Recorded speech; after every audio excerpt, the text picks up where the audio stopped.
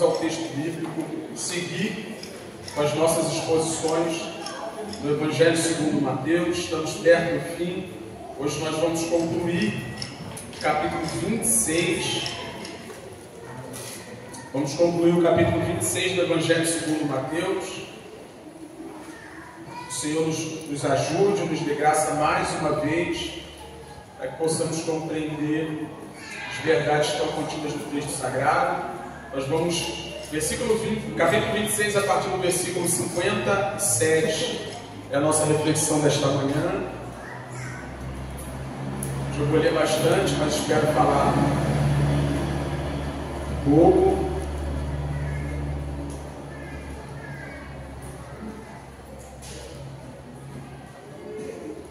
(26, 57) que diz assim: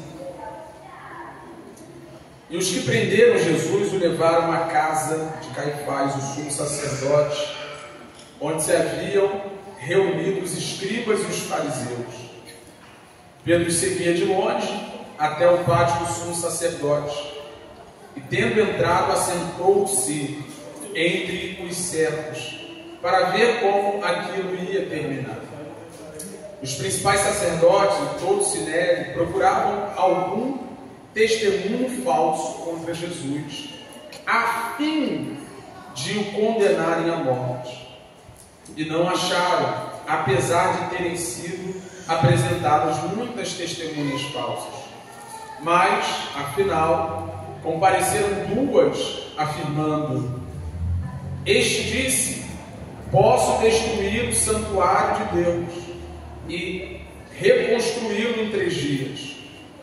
E levantando-se o sumo sacerdote, perguntou a Jesus: Você não diz nada em resposta ao que estes depõem contra você? Jesus, porém, guardou silêncio. E o sumo sacerdote lhe disse: Eu exijo que nos diga, tendo o Deus vivo por testemunha, se você é o Cristo, o Filho de Deus. Jesus respondeu: É o Senhor mesmo quem está dizendo isso. Mas eu lhes digo que desde agora vocês verão o Filho do Homem sentado à direita do Todo-Poderoso e vindo sobre as nuvens do céu. Então o sumo sacerdote rasgou as vestes e disse: Blasfemou. Por que ainda precisamos de testemunhas? Eis que agora mesmo vocês ouviram a blasfêmia. O que vocês acham? E eles responderam: É réu de morte. Então alguns cuspiram no rosto de Jesus e bateram nele, e outros o esbofeteavam, dizendo: Profetize para nós, ó Cristo, quem foi que bateu em você? Pedro estava sentado fora do pátio. Uma empregada se aproximou e lhe disse: Você também estava com Jesus o Galileu. Mas ele negou diante de todos e disse: Não sei o que você está dizendo. Quando se dirigia para a porta, Pedro foi visto por outra empregada, que disse aos que estavam ali: Este também estava com Jesus o Nazareno. E ele negou outra vez, com juramento: Não conheço esse homem. Pouco depois, aproximando-se, os que estavam ali disseram a Pedro: Com certeza você também é um deles, porque o seu modo de falar o denuncia. Então ele começou a praguejar e a jurar: Não conheço esse homem. E no mesmo instante, o galo cantou. Então Pedro se lembrou da palavra de Jesus, que Jesus lhe tinha dito: Antes que o galo cante, você me negará 3 vezes. E Pedro, saindo dali, chorou amargamente. Muito obrigado, Senhor, pela sua palavra. Nós te louvamos porque o Senhor não nos deixou em suspenso. Não nos deixou, Senhor, alheios aquém da sua revelação. Aprove o Senhor abrir o nosso entendimento, para que nós pudéssemos na Santa Escritura compreender a sua palavra, ouvir a sua doce voz, ouvir o que o Senhor tem a nos dizer. E nesta manhã te suplicamos mais uma vez: o Senhor nos fale ao coração, Senhor. Sua palavra seja aplicada profundamente aos nossos corações, nós sejamos por ela transformados. Saímos daqui, Senhor, conscientes de que o Senhor nos falou, conscientes de que o ouvimos, conscientes de que nós o encontramos e fomos encontrados por Ti. Queremos uma experiência com a palavra. Queremos sair daqui certos de que fomos transformados pela palavra. Para o louvor de Sua glória nós oramos. Em nome de Jesus. Amém. Existe um elemento no contexto, no âmbito jurídico, chamado jurisdição. Nada mais é do que a prerrogativa do Estado de exercer o direito. Jurisdição nada mais é do que o ato do Estado de julgar as causas que são levadas para ele. E a jurisdição ela tem muitas características, mas tem uma que me chama muita atenção, que é a inércia, o princípio da inércia na jurisdição. O que isso quer dizer, Wesley? O princípio da inércia da jurisdição quer dizer que se a jurisdição não for provocada, ela não pode agir de si própria. Vou explicar um pouco melhor.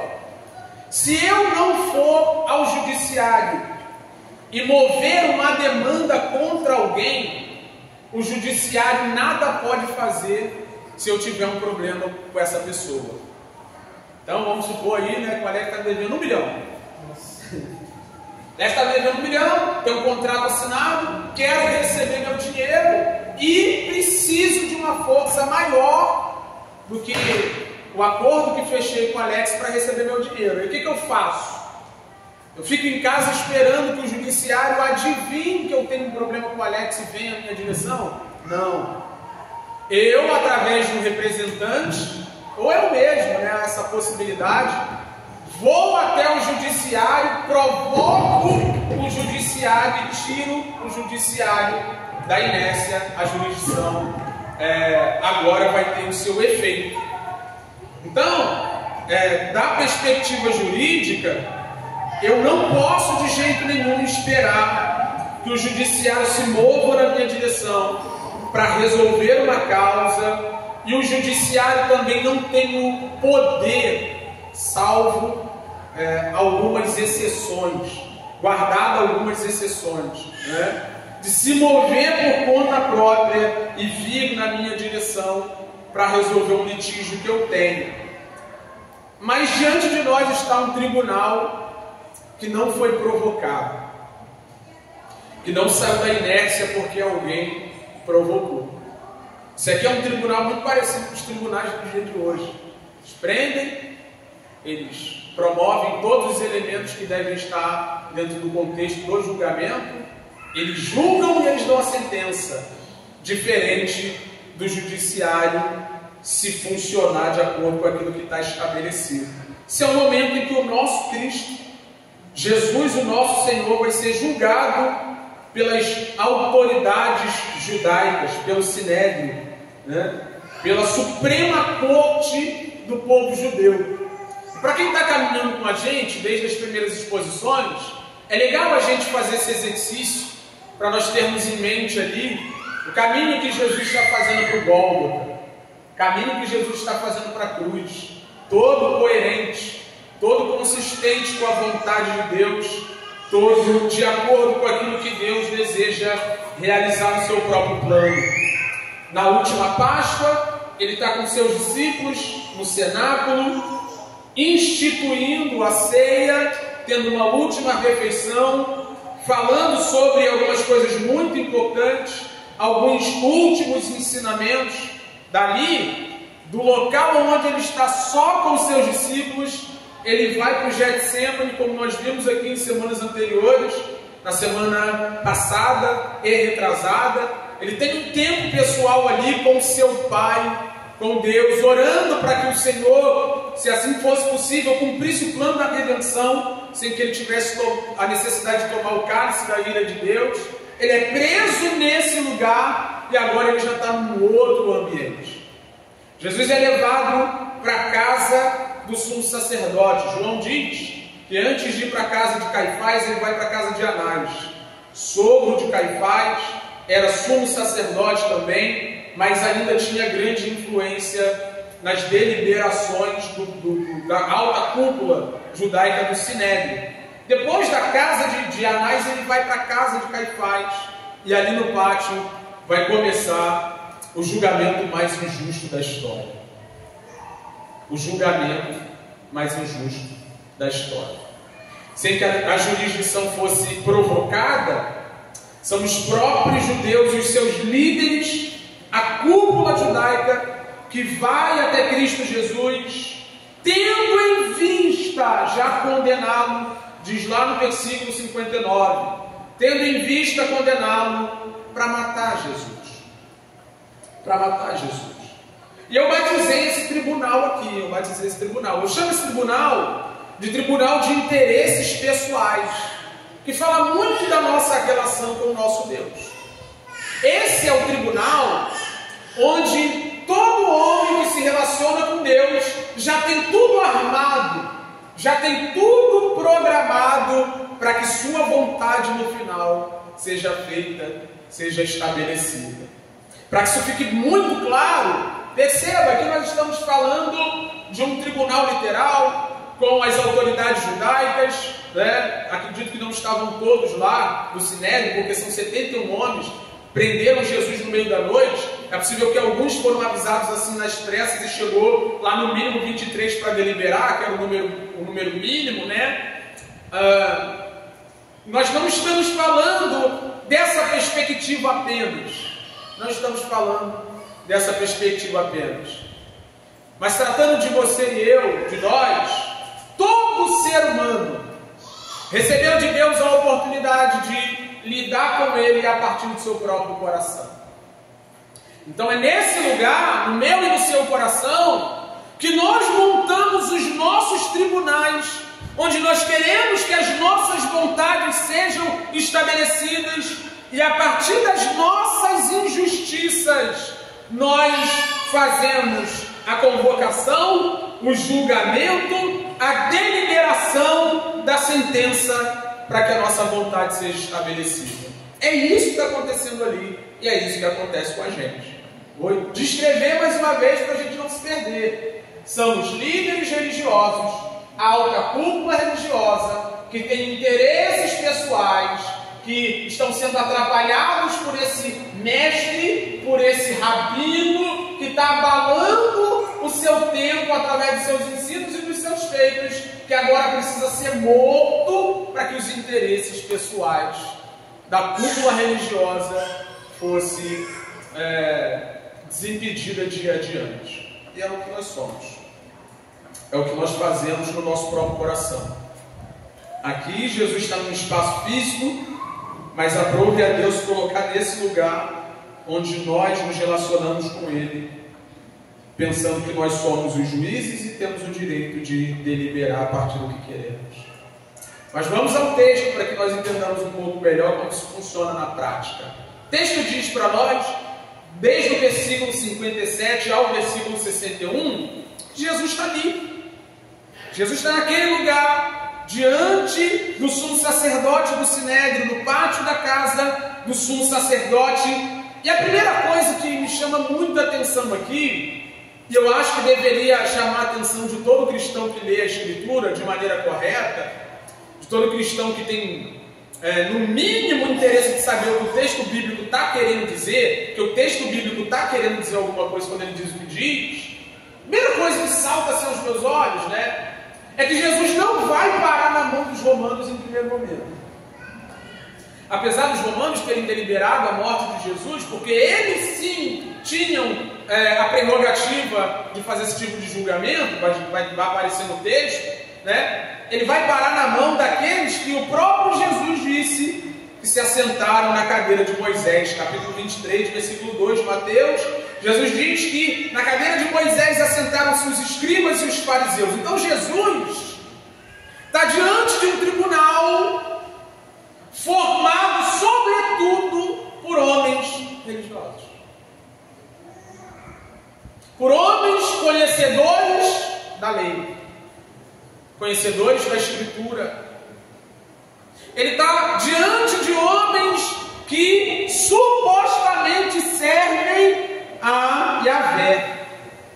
Jeová, ao Eu Sou, se revelou para Moisés, aquele que fez um pacto com Abraão, do qual eles são descendentes. Então Jesus está diante de homens supostamente da fé. E por que é importante dizer isso? Porque no tribunal do coração a gente vive a mesma experiência, sabe? No tribunal do coração, nós somos crentes no tribunal do coração. Nós somos conhecedores da Escritura no tribunal do coração. Nós congregamos numa igreja que prega a palavra no tribunal do coração. Sabe? Nós não somos como as pessoas que não têm teologia profunda, né? O tribunal do coração, eu sei o que eu estou fazendo, porque eu conheço o Santo Texto. O tribunal do coração, eu estou avaliando o que precisa ser avaliado a partir dos meus pressupostos santificados pelo conhecimento teológico que eu tenho, né? Mas é no tribunal do coração, no tribunal dos fariseus, escribas, que Deus se coloca diante de nós. E mesmo tendo contato com a Escritura, mesmo tendo contato com a Santa Lei, mesmo tendo uma teologia muito boa, nós pensamos que temos o direito de dizer como as coisas são e nos colocarmos no lugar de juízes, ao invés de nos submetermos ao Senhor, que é juiz supremo sobre tudo e sobre todos. Então, a primeira coisa que eu quero que você pense, reflita, é que quem está julgando Jesus é o povo da Bíblia. O povo da Bíblia. É o povo que conhece o Antigo Testamento, que conhece a Torá, que conhece os profetas. É esse povo que pegou o Filho de Deus, que por sinal, no Evangelho segundo Mateus está de maneira muito clara provado que é o cumprimento das Escrituras. É esse povo que pegou o Cristo e o colocou nesse lugar de réu. E por que eu digo que é assim também no tribunal do coração? É só você ver a história, irmão. Não tem problema nenhum de fazer essa aplicação. Você vê a história e fica muito claro para nós que o homem há muito tempo está nesse lugar onde ele, a partir de seus pressupostos, dos seus conhecimentos, daquilo que ele acha e até mesmo da sua religião, ele pode julgar a Deus. Século XVIII, XIX, os movimentos racionalistas e iluministas, começou a se levantar aquela grande onda que quebraria no século XX, onde a razão, a iluminação mental e a ciência se sobrepunha à fé cristã, e alguns apareceriam dizendo que Deus morreu. Através de nomes como Nietzsche, a gente vê a tola ideia de que Deus agora é irrelevante, de que Deus já não é mais tão influente como fora na obscuridade da Idade Média. Nós vemos alguns homens que, a partir dos seus próprios conhecimentos e da religião formulada por eles, eles podem colocar Deus no banco dos réus e dizer: aqui você é culpado. A humanidade está desse jeito porque o seu conhecimento obscureceu o nosso conhecimento. A humanidade está desse jeito porque aquilo que foi sustentado pela igreja ao longo de tanto tempo nos impediu de crescer, nos impediu de progredir, de evoluir como humanidade. Mas agora a gente tem a ciência, agora nós temos o saber. Agora a religião que nós temos é uma religião relativa, depende do que penso, depende do que acho. Foi nesse momento também que começaram a surgir, e obviamente se consolidaram no século XX, aqueles que nós chamamos de liberal. Eu decido como leio a Bíblia, eu defino o que é verdade absoluta e o que não é. Eu defino como o texto sagrado se reporta a mim, e não é o texto sagrado que define como eu me reporto a ele. Então já há muito tempo o homem anda nesse lugar, assentado na cadeira de Moisés, tentando definir o que é o que não é, pregando para si próprio. No tribunal do coração só existe engano. Jeremias 17:9 diz que o coração do homem é enganoso, e nós ficamos ali nos enganando e dizendo para nós mesmos que a coisa não é bem assim. Não é bem assim, não. Não, isso é. Um dia eu estava conversando com uma pessoa, né? Eu não procurei ninguém, a pessoa me procurou, me chamou, falou, gente, está mal, está sem congregar, quer caminhar, não está perto. Então, beleza, vou ir na tua casa. Fui lá na casa da pessoa, bate papo, troquei ideia, eu falo o que eu falo para todo mundo. Falei o que eu falo, todo mundo vai para a igreja. Ah, mas qual igreja? Cara, vai para uma igreja, que tem compromisso com o evangelho, que prega a escritura, que não trate vocês como objeto, uma igreja que administra os sacramentos da maneira correta, que não viola, que não quer base lá na fé cristã. Vai para a igreja! Vai para a igreja. Aí a esposa do irmão falou assim para mim, queria ir lá na tua igreja, mas lá vocês são religiosos? Aí eu falei, depende, irmão, do que você está falando. Todo homem é religioso. A verdadeira religião é a cristã, aquela que exalta Cristo como Senhor de todas as coisas, que reconhece a Escritura como palavra de Deus. Nós somos religiosos, sim. Né? Ela, não é disso que eu estou falando, não. Eu falei, eu já sei o que você está falando. Você quer andar do jeito que você quer, sem que ninguém diga o que você fez. Né? Porque tudo é religiosidade, é ou não? Você quer fazer o que você quer, porque tudo é religiosidade. Você quer determinar como as coisas são, porque tudo é religiosidade. Esse é o tribunal do coração, onde nós assumimos a prerrogativa de julgar e começamos a dizer o que tem que ser feito e o que deixa de ser feito. Então, em primeiro momento aqui, o fato de ser um crente, de estar na igreja, de conhecer a Bíblia, o fato de você ter sido batizado, o fato de você ter entrado no seminário teológico ou não, o fato de você ouvir aquelas músicas que aquecem o coração, o fato de você ler muitos livros, o fato de você ver muitas pregações, o fato de você ser um religioso, fervoroso, o fato de você ter conhecimento da verdade de Deus, não impede no momento oportuno colocar o Senhor diante de você e você começar a dar as ordens, de você começar a ditar as regras, de você ser juiz e não réu. Então, a religião que nós professamos não nos impede disso aqui.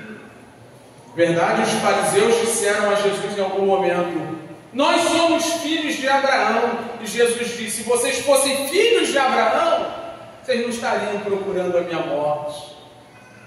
Porque Abraão viu o meu dia de longe e quis me conhecer, esperava pela vinda do Messias, e vocês estão com o Messias encarnado diante de vocês, e vocês estão doidos para me colocar no banco dos réus, me acusar, me condenar e me mandar para o madeiro. Então, se desagarra da ideia de que o que você sabe pode te impedir de assumir esse lugar, essa cadeira de juiz, de tudo e de todos, inclusive de Deus. E quando nós vamos para esse lugar de engano, de mentira, onde o nosso coração perverso começa a produzir aquilo que convém, diz o versículo 59 em diante, que os principais sacerdotes de todo o Sinédrio procuravam algum testemunho falso contra Jesus a fim de condenar a morte. E é por isso que eu digo que esse é o tribunal da vontade própria, dos interesses pessoais. Perceba, para que eles conseguissem matar Jesus, eles apelaram para aquilo que era falso, procuraram um falso testemunho, e isso é maravilhoso. Aqui está o povo da religião, o povo da verdade, o povo da Escritura, o povo que detém o conhecimento da palavra de Deus, buscando o que é falso, o que é mentiroso, a fim de que sua vontade seja estabelecida. Em outras palavras, não importa quais sejam os meios, o que nos importa é o fim, quando na verdade o fim não justifica os meios. Se esse tribunal aqui fosse legítimo, fosse verdadeiro, ele nunca apelaria para testemunhos falsos. Ele nunca apelaria para aquilo que é em verdade. E no meio do seu coração é assim, irmão. Aqui é o lugar da honestidade, né? Aqui é o lugar da honestidade. Quando tu quer fazer uma coisa a todo custo que tu sabe que não devia, Perceba se seu coração não vai começar a dizer para você uma série de coisas que vai tentar justificar o que é.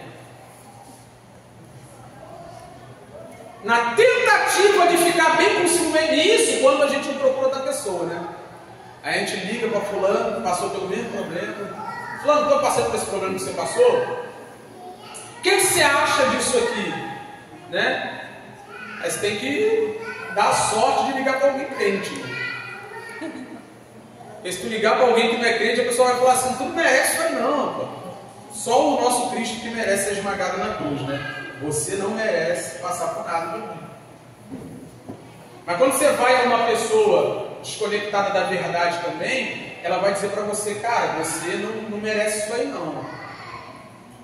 Você não pode passar por isso, né?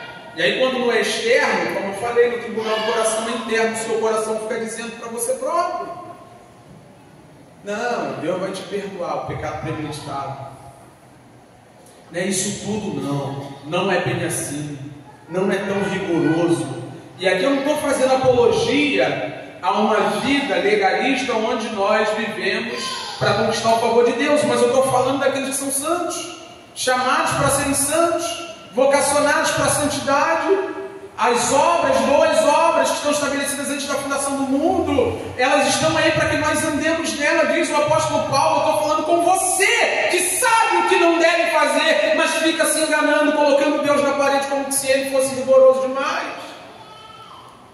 Então, na tentativa de fazer a sua vontade, o Sinédrio apela para testemunhos falsos, e assim nós somos. Nós somos pessoas que sabemos que tem coisa que já saiu da nossa vida, mas é só a gente querer fazer a nossa vontade que a gente vai lá buscar. Nós vamos lá no mar do esquecimento, com aquela varinha de pescar. A gente tira a vara de pescar da mão de Satanás, né? Geralmente quem vai lá é ele, mas de vez em quando a gente vai também. Vai lá e traz à tona aquilo que vai contribuir com o estabelecimento da nossa vontade, mesmo que nós saibamos que é falso. É falso. Mas a verdade, irmão, está no versículo 60 e ele é maravilhosa. E não acharam, apesar de terem sido apresentadas muitas testemunhas falsas. Deixa eu te dizer uma coisa. Você pode ficar tentando a vida inteira, mas contra a verdade, contra fatos, contra aquilo que Deus já semeou no seu coração, você nunca vai resistir. Você pode ficar dentro de casa sozinho, tentando se convencer que dá para viver uma vida cristã, dá para viver de um jeito diferente daquilo que Deus lhe propôs, mas você vai para um lado, vai para o outro, procura uma testemunha falsa, procura outra testemunha falsa, os testemunhos falsos do coração. Mas todas as vezes vai esbarrar na verdade suprema, a verdade de Deus, o Cristo imaculado. A pergunta é o que eu sempre falo, né? Rola muito gabinete pastoral. Quem de nós pode ir à cruz diante do Cristo crucificado e reivindicar razões? Quem de nós pode ir diante da verdade encarnada e diante da verdade encarnada argumentar que dá para viver de uma outra forma, senão da forma santa que fomos chamados para viver? Então, a exemplo do Sinédrio, que procurou e não achou razão para condenar o próprio Deus encarnado, você também não vai achar, meu irmão. Me permita lhe frustrar aqui essa manhã. Ou você se rende à verdade, ou você vai viver de frustração em frustração. Ou nós nos submetemos à verdade absoluta, encarnada na pessoa de Cristo, ou nós viveremos procurando saídas e meios para justificar os nossos fins. Em outras palavras, irmão, a despeito das mentiras que contamos para nós mesmos, a despeito dos testemunhos falsos que nós convocamos para o tribunal do coração, na honestidade ninguém consegue superar a verdade de Deus. Na honestidade ninguém consegue que o Senhor seja superado. E aí o que a gente faz, irmão? O que os fariseus deveriam fazer? Eles deveriam submeter, mas não. Eles estão obstinados a fazer com que sua vontade seja cumprida. A gente tem que matar esse cara. E me permita lhe dizer uma coisa, isso aqui é para escandalizar você, para que nós saímos daqui escandalizados. Você olha para o Sinédrio, você olha para aquela cúpula ali, e você diz, meu Deus, se eu estou lá, eu não mato Jesus, não. Me permita lhe dizer uma coisa, todas as vezes que você vai para o tribunal do coração e faz de tudo para não submeter a pureza, a perfeição da pessoa de Cristo, o que você queria é que ele estivesse morto, que ele não estivesse lá para te resistir. Todo homem que não quer submeter a Deus quer matar Deus. Todo homem que não deseja a vontade de Deus quer matar Deus. E por que nós queremos matá-lo? Porque enquanto ele estiver vivo, ele vai estar atravessando o nosso caminho. Então, não, hoje eu só estou fraco. Está fraco nada. Você queria que Deus não existisse para viver do jeito que você quer. Não é que eu estou fraco. Não é só sobre estar fraco. É sobre quem dera não tivesse esse ser que é referência de pureza, de retidão e de justiça, para que eu não tivesse parâmetro e vivesse da minha forma. Então o que Jesus ia para os fariseus? Jesus é um impedimento que precisa morrer. O que Jesus é para muitas pessoas, na verdade para todas as pessoas que se rebelam contra a vontade de Deus, Jesus é um impedimento. Se não fosse Jesus, eu ia viver do jeito que eu queria. Foi o conto da serpente para Adão e Eva. O que ele quer ser um impedimento, ele não quer que vocês sejam como ele. Redobre a atenção no que eu vou dizer agora. O problema, a gente não consegue captar a profundidade da nossa miséria, porque a gente fica aqui na superfície, tentando encontrar uma justificativa. Não, a verdade é essa. Nós queríamos que Deus morresse. Nós queríamos emancipação. Nós queríamos andar longe. Eu tenho certeza absoluta que se algumas pessoas pudessem ter a vida que querem e o inferno não existisse, elas não estariam aqui. Algumas pessoas não serviriam ao Senhor por amor, caso suas vidas andassem do jeito que elas querem. E como isso não é possível, a gente vem para cá de interesse. E quando ele atravessa o nosso caminho, nós damos voz às falsas testemunhas do coração caído. E ele vai tentando justificar o caminho que nós queremos seguir longe do Cristo de Deus. Que o Espírito de Deus te ajude a calar os falsos testemunhos do seu próprio coração, meu irmão. Que o Espírito de Deus te dê a capacidade de perceber quem está falando aqui. Que testemunho é esse? De onde vem essa voz? Aparecem duas testemunhas lá, e elas dizem no versículo 61 que ouviram Jesus dizer que ele podia destruir o santuário de Deus e reconstruí-lo em 3 dias. E aqui parece que os fariseus encontraram aquilo que eles precisavam para pegar Jesus. Mas percebam, não há nada novo debaixo do... Não há nada novo debaixo do céu. Contra Deus, o homem não pode argumentar, não pode resistir. E de que maneira o homem se desvia da verdade de Deus? Está aqui, desde sempre foi assim. Jesus, ele não falou isso aqui, ele falou algo parecido com isso. E aqui eu vejo um eco. Aqui eu vejo um eco. Aqui existe uma deturpação do que de fato foi falado. E aqui eu vejo um eco. Eco de que, Wesley? Eco da primeira voz mentirosa que apareceu na história. A serpente chega para Eva e diz: é verdade que Deus disse que vocês não podem comer de tudo que está aqui? Aí Eva explica, Eva era bíblica. Ele explica exatamente o que Deus falou. E o diabo diz: não é dessa forma. Ele deturpa o que Deus falou, a serpente deturpa o que foi dito, e a loucura é: Eva sabia o que foi dito. Eva conhecia o texto, Eva conhecia a lei, Eva recita o que Deus disse, mas ela prefere ficar com a deturpação daquilo que foi falado. João capítulo 2, versículo 19 a 21, o texto deixa bem claro lá que Jesus não está falando que vai destruir o templo. Primeiro, não é ele que vai destruir, são os homens. Ele diz: vocês vão destruir esse templo e ele vai ser reconstruído em 3 dias. E o versículo 21 diz que ele estava falando do seu próprio corpo. Olha lá. Ele, porém, se referia ao santuário do seu. Ele não falou que ele destruiu o templo. Ele falou que por causa da perseguição dos judeus, aqueles homens destruiriam, ele já estava prevendo a sua morte, mas ao 3º dia ele ressurgiria. Então alguém pega alguma coisa parecida com o que Jesus diz, deturpa como a serpente fez, e a gente agora tem o que precisa para matar Deus. Então está vendo? Não é bem assim. Não é isso tudo. Não é tão rígido, rigoroso, pontual assim.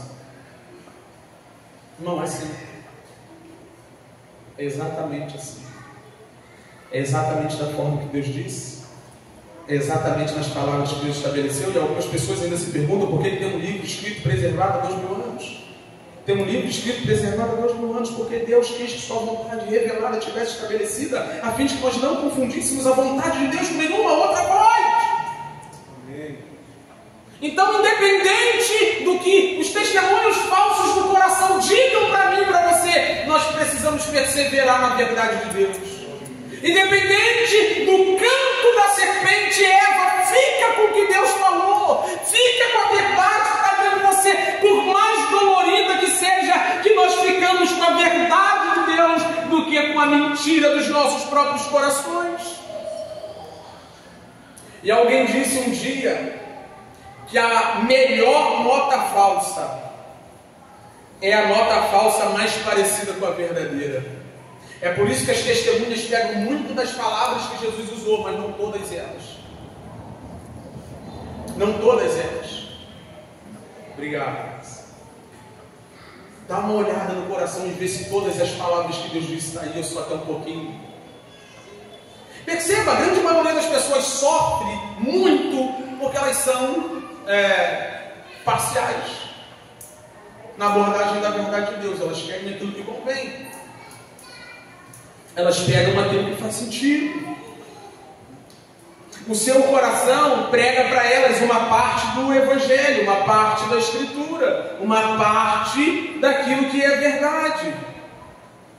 Algo parecido com aquilo que foi dito. Então que o Espírito de Deus nos ajude, irmão, porque o seu coração vai tentar te enganar. No tribunal do coração, o seu coração vai tentar te dar razão contra Deus. E ele vai usar os artifícios todos possíveis para fazer com que isso aconteça. Isso é um exercício pessoal. Comigo funciona. Toda vez que eu estou meio turbado, eu vou para o espelho. Eu fico ali, olhando, começo a fazer perguntas, ponderações, questionamentos, e eu acho um monte de coisa no meu coração. Um monte de coisa no meu coração. Na gavetinha do coração estão os maiores enganos, que de maneira muito sutil vão nos levando para longe de Deus, nos fazem condenar o Senhor, nos fazem condenar o nosso Cristo, nos fazem condenar aquele que é uma referência de santidade, de perfeição, de integridade para nós. Não somos nós que estamos andando errados. É Deus que é duro demais. É assim que o coração ensina. Por que eu não posso fazer minha vontadezinha? Por que eu não posso ser assistido no meu negocinho? Que eu gosto tanto das minhas coisinhas, sabe, de estimação, minhas vontadezinhas de estimação. Você não pode porque você não é soberano. Você não pode porque você não é o salvador de sua própria alma. Você não pode porque você não sustenta o ar que você respira. Você não pode porque você não é o seu Criador. Então que calemos as vozes dos nossos corações e nos curvemos diante daquele que é verdadeiramente soberano sobre tudo e sobre todos. Todas as vezes seu coração colocar Deus na parede, saiba, seu coração está errado na minha. Todas as vezes que seu coração colocar Deus na parede, no banco dos réus, saiba que é um testemunho falso do mais profundo do seu ser. Versículo 62, o início 63, o sumo sacerdote se levanta nesse momento e pergunta se ele não iria se defender, se ele não falaria nada acerca daquilo. Versículo 63, a parte A diz que Jesus guarda o silêncio, e eu acho isso extraordinário. Jesus guarda o silêncio, Jesus não se defende, Jesus não fala absolutamente nada em face das falsas acusações, em face daquele conluio entre os testemunhos falsos e o sinédrio. Jesus não fala absolutamente nada. E por quê? Por duas razões. Primeiro, é o silêncio do cordeiro. Isaías 53, versículo 7, põe para a gente, eu faço questão de ler, o silêncio do cordeiro. Que coisa maravilhosa! Ele foi oprimido e humilhado, mas não abriu a boca. Como o cordeiro foi levado ao matadouro e como ovelha muda diante dos seus tosquiadores, ele não abriu a sua. Agora a gente sai desse lugar onde nós somos os julgadores injustos e tomamos isso aqui como exemplo. Quem é justo não se justifica. O compromisso de Jesus sempre foi fazer a vontade do seu Pai. O compromisso de Cristo sempre foi dar cabo da obra que lhe foi confiada. E o nosso compromisso é o mesmo: sermos fiel até a morte, até que nós recebamos a coroa da vida. Com isso eu não estou dizendo que você não pode trocar uma ideia, bater um papo com alguém, ou falar com uma pessoa a razão e os motivos do seu comportamento. O que eu quero dizer é que nesse contexto, onde o Cristo de Deus, a referência do homem perfeito, assentado no banco dos réus,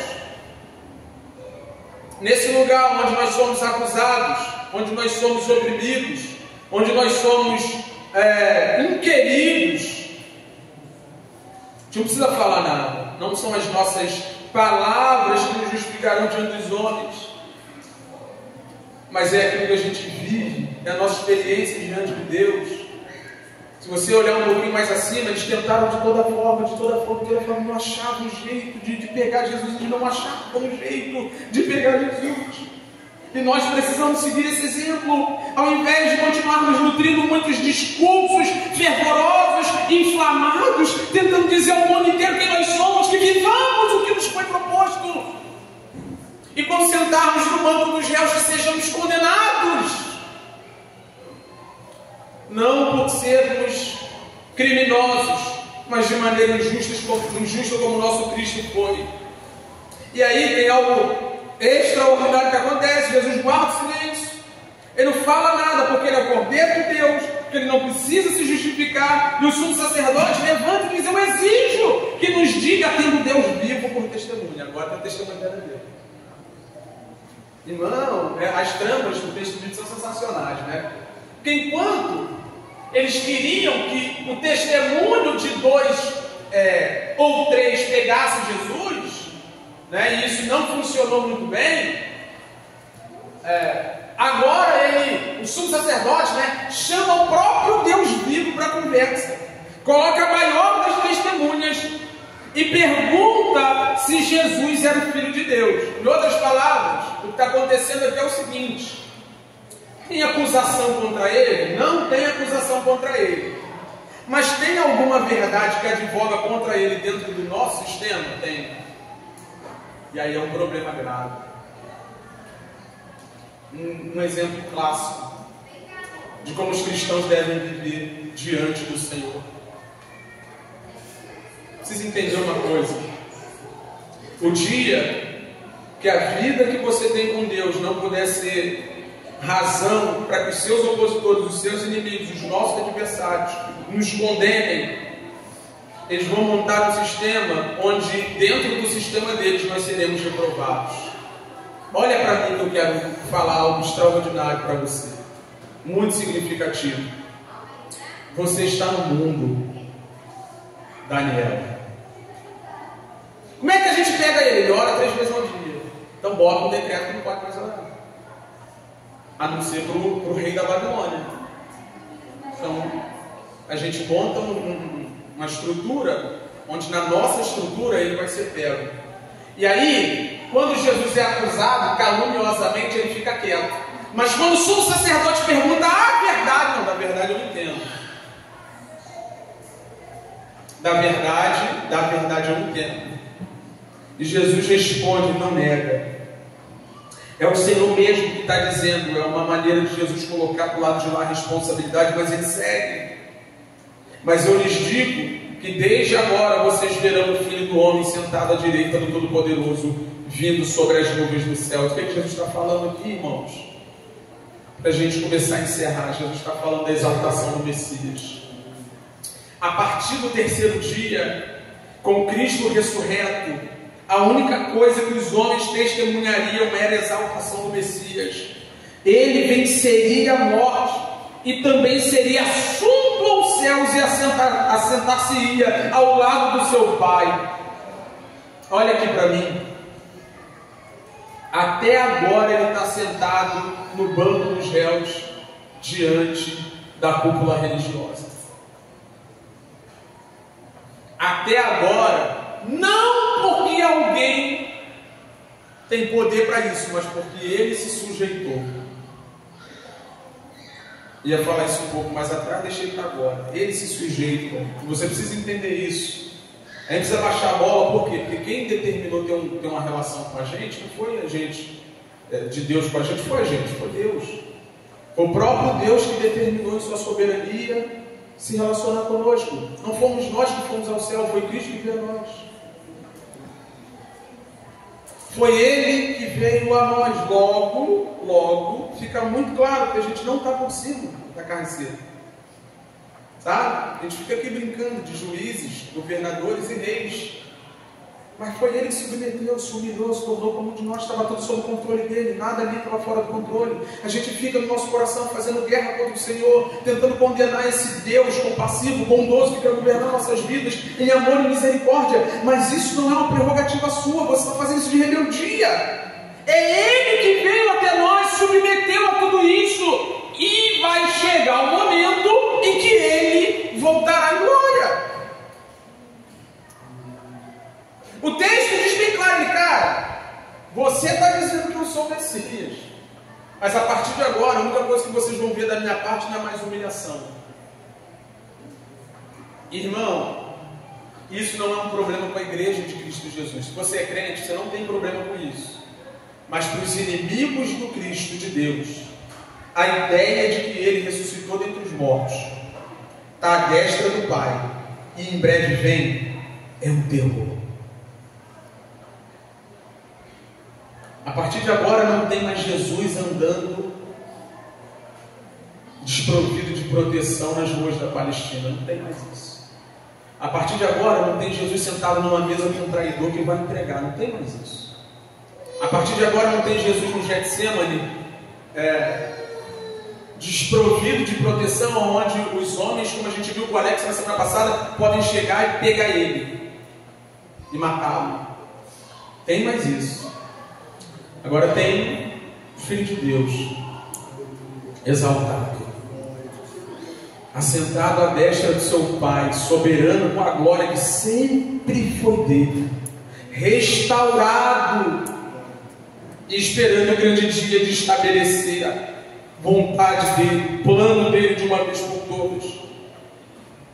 Então, Jesus sentou ali diante dos fariseus, diante dos escribas, diante do Sinédrio, diante de Caifás, porque ele quis. Ele quis estar ali. Ele quer se relacionar com você. Vai chegar um dia que ele não vai querer mais. Vai chegar um dia, se você não se curvar, se o seu coração duro seguir sendo um tribunal, onde você fica medindo forças com o Criador, vai chegar um dia que a única coisa que você vai ver é o Todo-Poderoso vindo sobre as nuvens do céu. É o Filho do Homem, exaltado, glorioso, se aproximando não mais para dar uma oportunidade graciosa de salvação, mas para assumir o lugar que é dele, e somente dele de juiz de todos os homens. Então ele não está, sabe, ele não está preocupadão com o Sinédrio, nada disso não, isso está sob o controle de Deus. Ele decidiu se humilhar, ele se colocou nessa posição. Jesus está sob controle, está tudo sob controle dele. Jesus está trabalhando, o plano de Deus está indo adiante. Nesse momento, o sumo sacerdote rasga as vestes, algo que era impedido pela lei. Naquele momento é como se ele estivesse se desfazendo do seu lugar de privilégio, passando o sumo sacerdócio a outro. E há quem veja aqui um símbolo maravilhoso, que naquele momento em que o sumo sacerdote rasga suas vestes, é como se ele estivesse passando a vez para o verdadeiro sumo sacerdote, o verdadeiro mediador entre Deus e os homens. É como se diante de Jesus ele estivesse abrindo mão daquele sacerdócio falido do Antigo Testamento e dizendo: a partir de agora nós temos um novo sumo sacerdote que vai abrir um novo e vivo caminho na sua carne para termos acesso ao Senhor. Ele rasga as suas vestes, grita, blasfêmia, pergunta ao Sinédrio: o que mais nós precisamos? O que vocês acham do que ele acabou de dizer? E aí, os homens do Sinédrio, para você ver como é que é o nosso coração, está aqui, ó, está escrito lá, o versículo 66, é réu de morte. Põe para a gente João 18:31. João 18:31, eles levaram Jesus diante de Pilatos, que é o que vem a seguir. Levaram Jesus diante de Pilatos. Pilatos disse o seguinte: levem-no daqui, julguem-no segundo a lei de vocês, segundo a Bíblia, segundo a Torá, segundo os profetas, segundo a lei de vocês. Ao que os judeus responderam: não nos é lícito. Então, diante de Pilatos, a gente não pode matar, que eles estão certos. Mas naquele lugar onde só estava a cúpula religiosa, só estava o sumo sacerdote e os adeptos da religião falsa, ele é réu de morte. Então, na frente dos outros a gente anda bem, no nosso coração a gente faz o que quer. Na frente de Pilatos a gente confessa que a gente não tem autoridade prerrogativa em face da nossa lei para fazer isso. Mas no escondido, onde só tinha gente querendo que Jesus estivesse morto, eles mesmos deliberam uma sentença: é réu de morte, vai morrer, vai morrer. Nesse momento, alguns cuspiram no rosto de Jesus, bateram nele, e outros os esbofeteavam, dizendo: profetize para nós, ó Cristo, quem foi que bateu em você. E aqui eu termino. No tribunal do coração, nós ficamos exigindo que Deus nos atenda. Nós ficamos exigindo que a nossa vontade seja feita. No tribunal do coração nós chegamos a escarnecer e zombar do Senhor, respirando o ar que Ele nos deu, desfrutando, gozando do fôlego que Ele sustenta, do vigor físico que Ele mantém. E nós pedimos ao Senhor de maneira jocosa, de maneira a zombar do Senhor, que Ele profetize, que Ele faça aquilo que nos convém fazer, como se nós estivéssemos por cima. Jesus é zombado, esbofeteado, Jesus é cuspido, e alguém diz: profetiza, ó Cristo de Deus. O que vem a seguir, irmão? O que vem a seguir? A negação de Pedro, que era o cumprimento de uma profecia. Versículo 34, põe para a gente rapidão, nesse mesmo capítulo 34. Mas Jesus lhe disse: em verdade lhe digo que nesta noite, antes que o galo cante, você me negará 3 vezes. Aqui no tribunal do coração, a gente está pedindo que o Senhor faça o que nos convém fazer, mas Ele faz o que quer, quando quer, a hora que quer. E aquilo que a gente acha que Ele não é capaz de fazer, Ele tem feito longe dos olhos daqueles que não creem. Deus não precisa profetizar nada para te provar que Ele é quem é. Já tem muita profecia por aí. Não precisa curar ninguém diante de você. Já fez muitos milagres ao longo da história. A questão é que no tribunal do coração, ou você crê, ou você não crê. Como aqueles homens religiosos que tinham a Torá debaixo do braço, mas Cristo longe do coração. Tem muito a se fazer. Nós temos um Pedro, traidor, foi o cumprimento de uma profecia, mas pior do que esse Pedro, que sai dali e chora amargamente, porque no seu coração traiu o seu Senhor, mas entendendo o que fez. Nós temos um grupo de homens religiosos, determinados a matar o Filho de Deus, por não crerem que Ele é o Salvador. O Senhor nos ajuda, irmão. Nós precisamos da graça de Deus, para que no nosso coração nós não coloquemos uma cadeira, onde nós somos senhores e Ele é servo, onde nós somos juízes e Ele é réu. Precisamos cuidar do nosso coração, para que nesse lugar nós não coloquemos uma cadeira, onde nós decidimos o que acontece, em detrimento da vontade soberana do Deus que nós servimos. E diferente dos fariseus e dos escribas, do sinédrio que queria continuar na cadeira do julgamento, nós nos coloquemos no lugar do Cristo, que podendo falar tudo, não disse nada, e se submeteu à vontade do seu Pai, porque sabia que a qualquer momento o Filho do Homem se assentaria à destra do Todo-Poderoso e em breve viria com as nuvens. Que nós possamos seguir o exemplo de Cristo Jesus, o nosso Senhor. Amém? Colocamos-nos de pé para a gente encerrar.